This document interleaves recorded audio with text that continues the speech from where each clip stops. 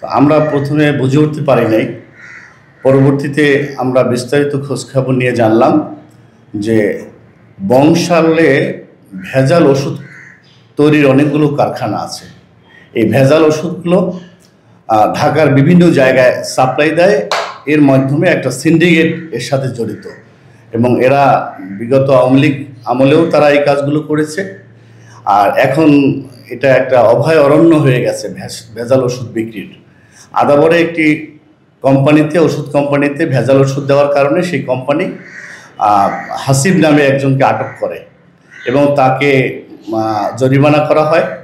তো সেখানে বিষয়টি যেহেতু আদাবর থানায় এরিয়ার মধ্যে পড়েছে, এটা আমাদের আদাবর থানার কর্তৃপক্ষ, যারা আমাদের সাংগঠনিক নেতৃবৃন্দ আছে, ওরা জানতে পারে। যাওয়ার পরে যারা সত্যতা পাওয়ার পরে ওরাও এটার প্রতিবাদ করে এবং তার পানিশমেন্টের জন্য তারাও বলে। তো এই বিষয়টিকে সেই সন্ত্রাসী গ্রুপ তারা ওকে বিভিন্নভাবে হুমকি ধামকি দিয়েছে, কেন তাদের পক্ষে কথা বলছে।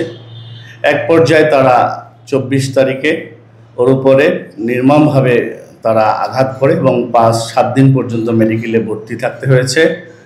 আসসালামু আলাইকুম, আমি এস এম সাইফ আলী চৌধুরী রিভান। আমি আদাবর থানার জাতীয় নাগরিক পার্টির যুগ্ম সমন্বয়কারী, ঢাকা মহানগর উত্তর।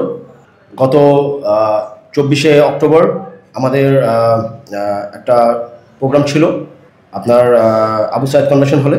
ওখানে দুপুর দিকে আমার দিকে হঠাৎ করে আমার উপর হামলা হয়।